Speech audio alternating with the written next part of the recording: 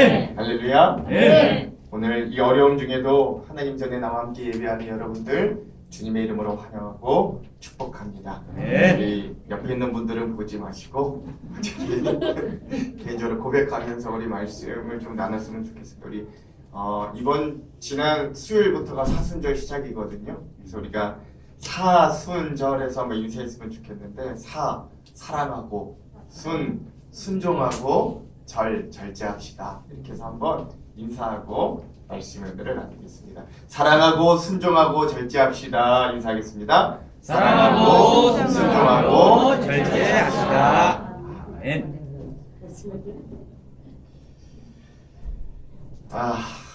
우리가 참 어려운 시기를 살아가고 있습니다. 아마도 역사상 6.25 동란 이후에 교회에서 예배를 폐하고 모이지 못하는 적은 아마 지금이 처음일 겁니다.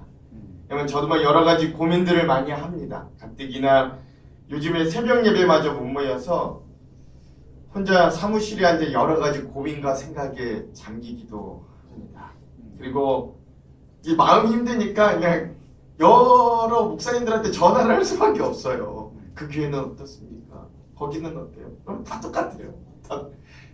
이게 우리가 이렇게 태어나서 이게 처음 당해보는 일이라 우리도 이걸 어떻게 해야 될지를 모르겠다. 이렇게 하면서 서로 그냥 격려하고 힘내고 서로 기도해주고 이제 이런 지금 상황들이 있는 거. 여러분들도 마찬가지일 거예요. 그리고 또 이 시기가 너무나도 신묘하게 사순절과 딱 맞닥뜨려 있습니다. 예수님께서 고난받으심을 기억하면서 근 육에서 한 7주간 절제하고 또 그 고통에 동참해야 하는 우리들인데 우리의 상황이 우리가 원했던 아주 원치 않던 이미 고통과 인내를 동반해야 하는 삶의 상황에 우리는 지금 처해 있는 겁니다.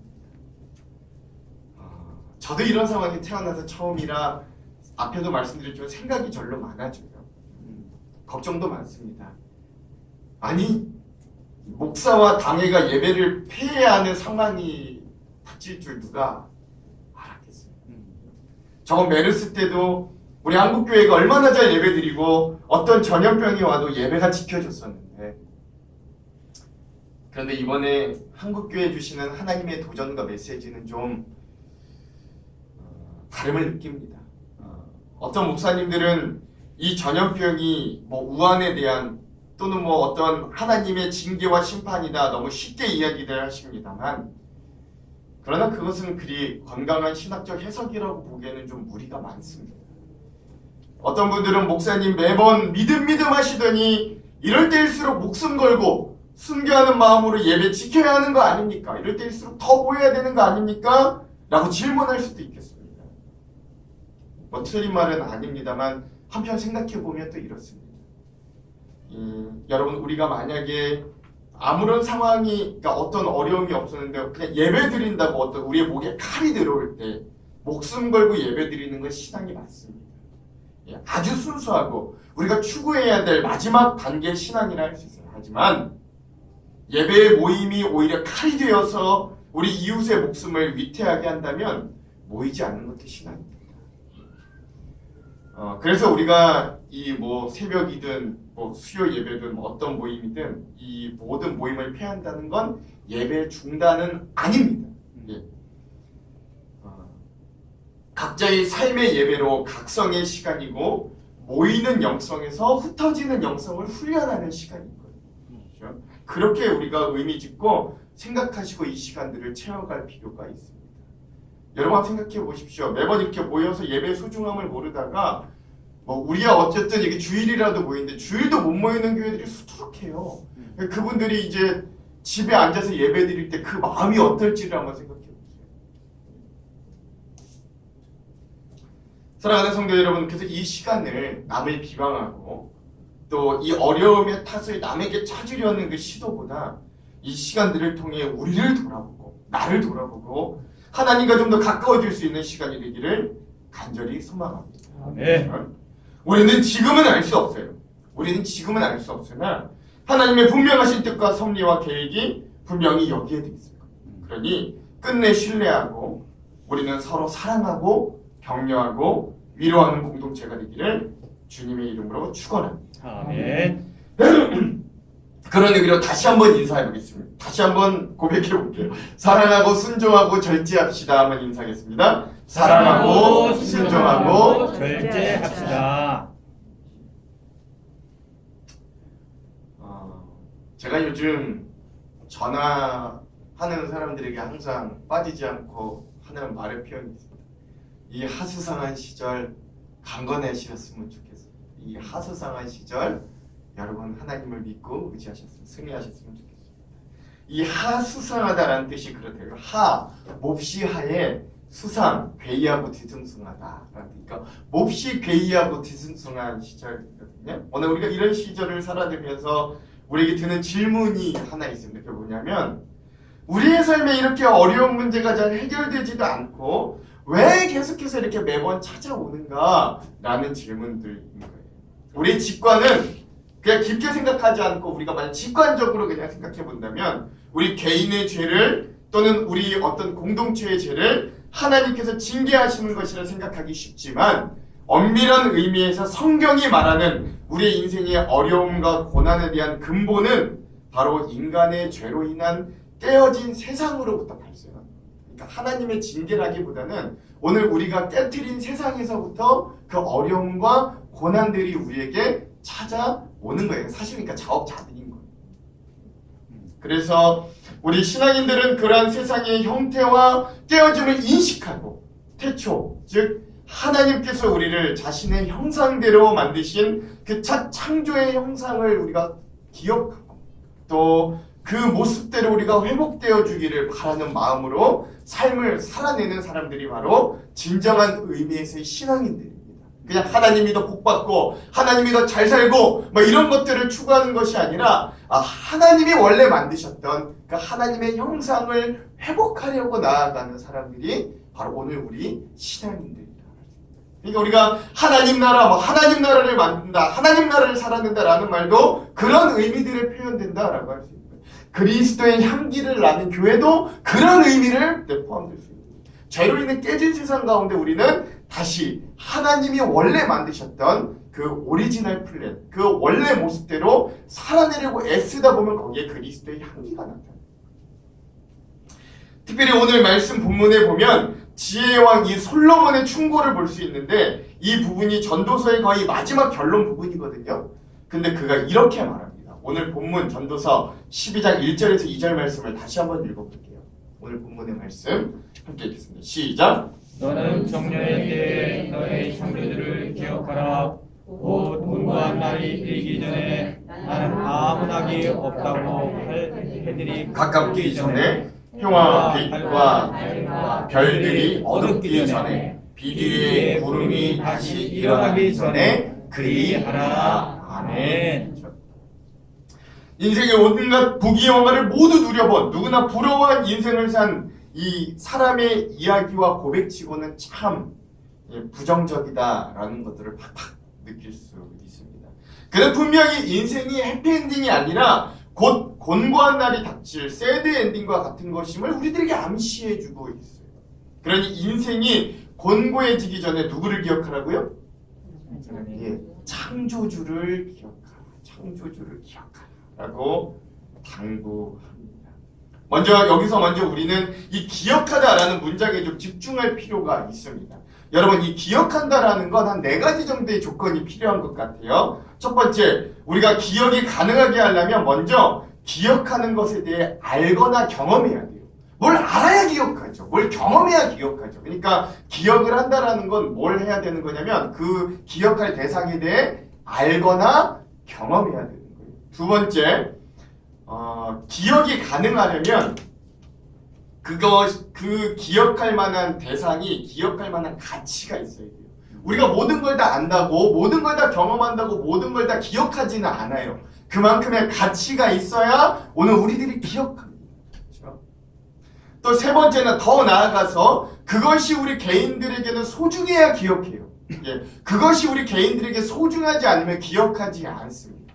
마지막 네 번째, 기억하라 라는 말은 다른 말로 바꾸자면 어떤 말로도 바꿔줄 수 있냐면 잊지 말라 라는 뜻이 됩니다.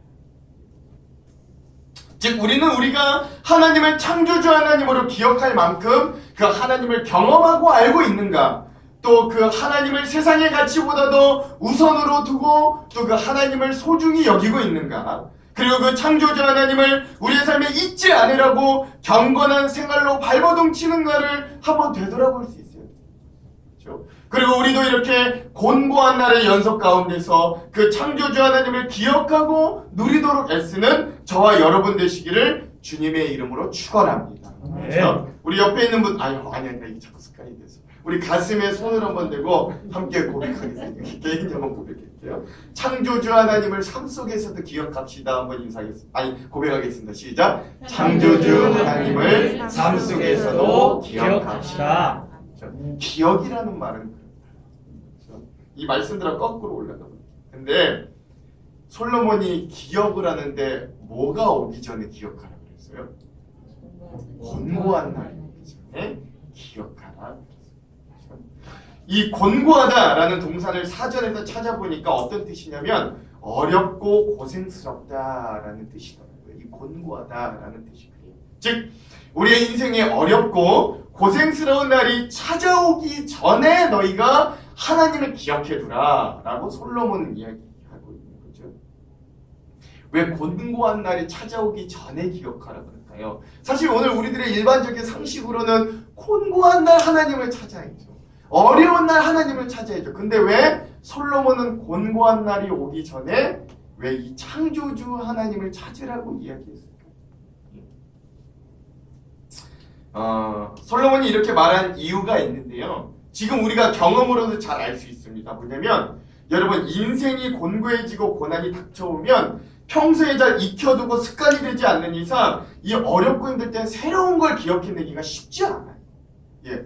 이 가장 극단적일 때, 가장 어려울 때, 가장 곤고할 때는 여러분 우리가 가장 익숙하고 가장 편한 것들이 본능적으로 나오게 되어 있다는 겁니다. 그러니까 곤고하기 전에 우리가 창조주 하나님을 우리의 삶에서 기억할 수 있는 것을 습관지어야 하는 거예요. 우리가 우리의 삶 가운데서 우리의 삶을 창조하신 그 하나님을 기억하는 일들에 대한 습관들을 오늘 우리들이 계속해서 훈련하고 연습할 수 있어야만 곤고한 날에 비로소 그것이 우리들이 익숙하게 나오는 거예요. 곤고한 날도 여전히 그 창조주 하나님을 기억하고 나아갈 수 있는 거예요. 이것이 솔로몬이 우리들에게 주는 어떤 고난 가득한 세상을 살아가는 우리 신앙인들의 처방전입니다. 그러므로 사랑하는 성도 여러분, 눈앞이 캄캄하고 어려운 상황일 때 나를 찾으신 하나님을 기억하시고 그분께 나아가시기를 바랍니다. 그렇죠? 우리가 그동안 예배와 설교 가운데 하나님을 의지하고 믿고 기억하라는 이야기를 얼마나 많이 들었어요. 그리고 또 우리가 그렇게 살아내려고 얼마나 많이 노력하였습니까? 이때가 그때이니 우리를 구원하시고 살려주실 하나님을 기대하면서 기억할 수 있는 때가 바로 오늘의 때가 되기를, 이 곤고한 때 우리가 그 주님을 기억할 수 있는 저와 여러분이 되기를 주님의 이름으로 다시 한번 축원합니다. 우리 다시 한번 마음에 손을 얹고 이렇게 고백합시다. 눈앞이 캄캄하고 어려울 때, 눈앞이 캄캄하고 어려울 때 나를 찾으시는 하나님을 기억합시다. 나를 찾으시는 하나님을 기억합시다. 한번 쭉 해볼게요. 눈앞이 캄캄하고 어려울 때 나를 찾으시는 하나님을 기억합시다. 캄캄하고 어려울 때 나를 찾으시는 하나님을 기억합시다. 자, 또 한번 거꾸로 가보겠습니다. 이 전도서 본문의 마지막 다른 중요한 단어 중에 하나가 뭐냐면 창조주라는 단어입니다. 왜 창조주인가? 왜 솔로몬은 하나님을 여호와 또는 하나님 또는 주님이라는 표현 대신에 조금 생소한 이 창조주라는 표현을 굳이 사용하였는가? 그렇죠? 좀 우리가 살펴볼 필요가 있죠. 그 이유가 무엇이냐면 바로 창조하신 분이 피조물을 가장 잘 알기 때문에 그렇습니다. 창조하신 분이 그 만든 것을 가장 잘 알기 때문에 그렇죠? 여러분 이런 유명한 예화 있죠. 이때에 어느 날 미국에서 자동차 수리공이 자신의 차를 타고 달리다가 길 한가운데서 갑자기 그 차가 고장나서 서버린 거예요. 예. 그래서 그 수리공이 자신의 차를 본네트를 열고 엔진을 살펴보고 차 이것저것을 살펴보고 1시간 넘게 그 차를 살펴보아도 그 차가 뭐가 고장났는지를 도저히 알 수가 없는 거예요. 이 어려운 가운데 빠져서 발을 동동 구르고 있는데 또 얼마나 자기 스스로도 자존감이 들겠어요. 야, 내가 평생을 차 수리공으로 살았는데 내 차 하나 이렇게 고치지 못하고 원인도 못 찾고 있으니 참 부끄럽다. 내가 인생을 헛살았나? 막 이런 생각을 하고 있는데 저 멀리서 갑자기 한 빼짝 마른 노인이 자기를 향해 막 다가오는 거예요. 그들이 물어보는 거예요. 아유, 뭐 어려운 일을 당하셨나 봐요. 이 수리공이 대답합니다. 네, 제 차가 고장났는데 제가 차 사실 수리공이거든요. 근데 제 차가 어디가 고장났는지 왜 고장났는지를 도저히 찾을 수가 없습니다. 이야기합니다. 그러자 그 빼빼 마르고 키가 큰 그 노인이 그 수리공에게 이렇게 와요. 그럼 혹시 선생님 제가 실례가 안 된다면 그 차를 좀 봐도 되겠습니까? 라고 이야기하는 거예요. 수리공이 이렇게 말해요. 아유 어르신 제가 수리공만 20년 했어요. 제가 차 수리만 20년 했어요. 제가 못 찾으면 어르신이 봐도 못 찾아요. 근데 그 노인이 다시 한번 부탁하는 거예요. 제가 한 번만 보게 해주십시오. 제가 딱 한 번만 보게 해주십시오. 그래서 그럼 보십시오. 그래 아무 못 고치실 겁니다. 하루 그 노인이 이제 그 열린 본네트를 벗어 이것저것 몇 분 동안 만지더니 신기하게도 그 차가 고쳐지고 시동이 걸려서 가게 되는 일들이 일어나는 거죠.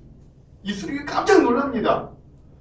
어휴, 내가 고치지 못했던 이 차를 어떻게 어르신이 고칠 수 있었습니까? 물어보는 겁니다. 그러자 그 노인이 그 수리공에게 이렇게 대묻습니다. 혹시 이 차 앞에 뭐라고 써 있습니까? 이 차 앞에 이름이 뭐라고 써 있어요? 물어봅니다. 이 수리공이 대답하죠. 포드입니다. 그러자 이 노인이 그 수리공에게 이렇게 대답합니다. 제 이름이 헨리 포드입니다. 제 이름이 헨리 포드입니다. 미국의 자동차왕 헨리 포드. 이 헨리 포드에 대해 아주 유명한 예화예요. 사랑하는 성도 여러분, 오늘 우리를 만드신 하나님은 우리의 문제와 우리의 어려움과 고난을 그 누구보다 심지어 나보다 잘 아시고 해결책도 아시는 분이심을 여러분 기억하시기 바랍니다. 예. 사실 우리 이렇게 착각하죠. 내가 내 인생을 내가 지금 몇 년을 살았는데 나보다 나를 잘 아는 사람이 어디 있어? 나보다 나를 잘 고칠 수 있는 사람이 어디 있어? 뭐 이렇게부터 이야기해요. 우리가 얼마나 교만하냐면 심지어 우리는 의사보다도 내 몸의 질병과 건강을 더 잘 고칠 수 있다고 막 이렇게 막 당당하게 얘기해요. 예, 결국 고치지 못해 병원 가서 의지하면서도 막 그렇게 얘기합니다.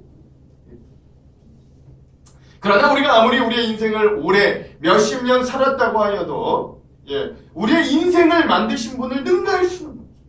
그러므로 창조주를 기억한다는 건 우리를 만드신 하나님을 인정하면서 우리의 인생을 가장 잘 해결해 주실 수 있는 실소유주가 바로 하나님이심을 기억하겠다라는 뜻이기도 하는 거예요. 그렇죠? 그러므로 오늘 솔로몬은 창조주 하나님을 기억하라 라고 굳이 창조주라는 말을 이 말씀에 붙였다라는 것들을 기억할 필요가 있습니다. 그러므로 오늘 우리가 창조주 되신 하나님을 인정하고 기억할 수 있기를 주님의 이름으로 축원합니다. 우리 다시 한번 마음에 손 얹고 고백합시다. 하나님은 나보다 나를 더 잘 아십니다. 한번 고백합시다. 하나님은 나보다 나를 더 잘 아십니다. 하나님은 내 문제를 나보다 더 정확하게 푸십니다. 고백하겠습니다. 하나님은 내 문제를 나보다 더 정확하게 푸십니다.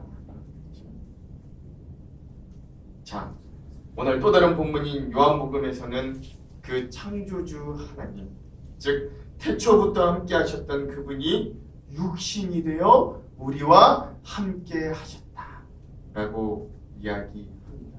여러분, 지금 아무도 놀라지 않습니다만 이건 너무나 놀라운 이야기예요. 예, 아무도 놀라지 않습니다만 이건 너무나도 놀라운 이야기예요.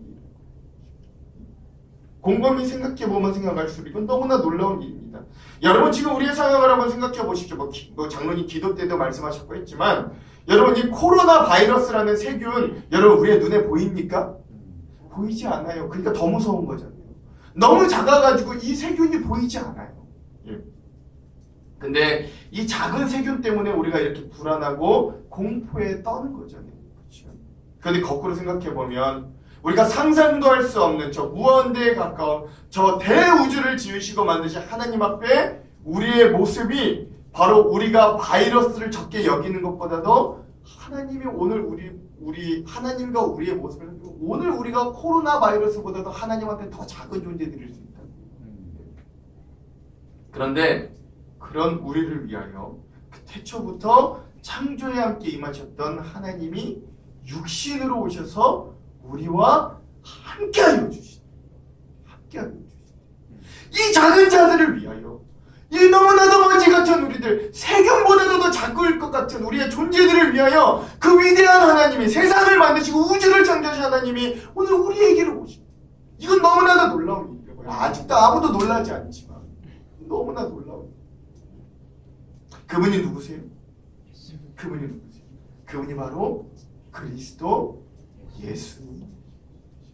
그러나 안타까운 건 이 예수님께서 세상에 오셨으나 어둠은 빛을 알아보지 못하였다라고 오늘 말씀을 우리에게 이야기합니다. 우리의 눈이 주인을 알아보지 못할 만큼 많이 혼탁해지고 세상이 그만큼 깨지고 변질되었다라는 것들을 이야기해 주는 거죠. 그러나 그럼에도 불구하고 그 예수님은 기어코 우리의 틈으로 비집고 들어오신 거예요. 그리고 요한복음 1장 14절 오늘 본문의 말씀은 오늘 우리들에게 이렇게 이야기합니다. 다시 한번 읽어볼게요. 1장 14절입니다. 본문 1장 14절. 예, 읽겠습니다. 시작. 말씀이 육신이 되어 우리 가운데 거하심에 우리가 그의 영광을 보니 아버지의 독생자의 영광이요 은혜와 진리가 충만하더라. 아멘. 예수님은 이 세균보다도 적고 쓸모없는 우리 안에 하나님의 영광과 은혜와 진리가 충만케 하셔서 그들을 회복시키십니다. 그리고 그분은 이 땅에 오셔서 깨지고 망가진 세상을 다시 한번 재창조하십니다. 그것이 극적으로 나타난 사건이 있는데요. 바로 요한복음 9장에 나타난 사건이거든요. 다 같이 한번 읽어볼 텐데요. 먼저 요한복음 9장 1절에서 3절 그리고 6절과 7절의 말씀을 한번 읽어보겠습니다. 1절부터 3절 한번 읽어볼게요. 시작. 예수께서 길을 가실 때 말 때부터 맹인된 사람을 보신지라 제자들이 물어 이르되 라비여 이 사람이 맹인으로 난 것이 누구의 죄로 인함이니까 자기이니까 그의 부모이니까. 예수께서 대답하시되 이 사람이나 그 부모의 죄로 인한 것이 아니라 그에게서 하나님이 하시는 일을 나타내고자 하심이라. 6절에서 7절도 한번 읽어볼게요. 시작. 이 말씀을 하시고 땅에 침을 뱉어 진흙을 이겨 그의 눈에 바르시고 이르시되 실로암 못에 가서 씻으라 하시니 실로암은 번역하면 보냄을 받았다는 뜻이라. 이에 가서 씻고 밝은 눈으로 왔더라. 아멘. 날 때부터 맹인된 자는 오늘 우리 세상의 죄인 되어 빛 대신 주님을 알아보지 못한 우리의 깨지고 고난 가운데 있는 모습들을 여실히 비유해 준다고 할 수 있는 거예요. 그런데 신기하게도 예수님은 그 소경을 탓하거나 무시하거나 나무라지 않으시고 오히려 그를 통하여 하나님의 구원의 사건을 보여주시겠다라고 이야기하십니다. 그리고 하신 일이 뭐예요? 6절과 7절에 보니까 그러고 나서 하신 일이 뭐예요? 좀 특이한 일을 하세요. 뭐예요? 침을 뱉어서 진흙을 이겨요. 그래가지고 이것을 소경의 눈에 바르시는 거죠. 좀 더럽습니다. 그렇죠? 좀 위생적이진 않아요. 왜 이렇게 하시지? 좀 이제 생각이 들 정도로 그런 일들을 하십니다만 말씀으로만 다른 사람들은 말씀으로만 잘 고치시되 갑자기 왜 이렇게 하시나 궁금할 수 있습니다만 여러분 여기에서 다른 말씀 한 구절도 한번 다시 읽어볼게요. 창세기 2장 7절 한번 읽겠습니다. 시작. 여호와 하나님이 땅에 흙으로 사람을 지으시고 생기를 그 코에 불어 넣으시니 사람이 생명이 되리라. 아멘. 그렇죠. 여러분 이제 뭔가 좀 연관된 것이 있음을 좀 느껴지지 않으십니까? 그렇죠? 예수님이 그 소경에게 뜬금없이 행동하신 것이 아니라 그 어두운 그 눈을 어떻게 하신 걸까요? 재창조하신 거예요. 예, 재창조하신 거예요. 창세 때 하나님이 땅의 흙을 가지고 자기의 손으로 직접 사람을 만드셨던 것처럼 예수님은 그 후에 오셔서 눈이 어두운 그 사람에게 진흙을 가지고 그 눈을 재창조하여 다시 만들어 주시는 거예요. 보지 못했던 사람이 그래 다시금 볼 수 있게끔 만들어 주셨다. 하나님께서 원래 처음 만드셨던 그 보이는 눈, 그 선한 상태로 돌리시는 거예요. 그때 그의 눈이 떠진 줄 여러분 기억하시기 바랍니다. 그러면 이 사건을 통해 우리가 기억할 수 있는 건 창조주 하나님이 우리에게 임마누엘로 함께하여 주신다. 그렇죠? 오늘 이 세상을 만드셨던 하나님이 우리의 죄로 인하여 깨진 이 세상을 다시 회복하고 재창조하시기 위하여 우리 가운데 거하셨고 우리와 함께하여 주신다. 그리고 그분은 다시금 우리의 삶을 재창조하시고 회복하여 주신다. 여러분 이것을 기억할 수 있게 되기를 주님의 이름으로 축원합니다. 그러므로 아무도 놀라지 않지만 이 놀라운 사실을 기억하시고 소망과 회복을 품을 수 있는 저와 여러분 되기를 주님의 이름으로 축원합니다. 예수님께서 소경의 눈을 진흙과 침으로 뜨게 하시듯이 우리의 삶도 재창조하실 줄 믿습니다. 이 깨진 세상, 이 어려움과 이 곤고한 날, 이 모든 일들이 가득한 세상 가운데 예수님의 재창조가 저와 여러분에게, 우리 교회와 이 나라와 민족에게 전염병으로 깨어진 이 세상 가운데, 그리고 새롭게 시작되는 우리의 한 주의 삶 가운데 가득하기를 주님의 이름으로 축원합니다. 아멘. 축원합니다. 네. 우리 다 같이 이 땅 고치소서 함께 찬양하고 함께 합심으로 기도하도록 하겠습니다.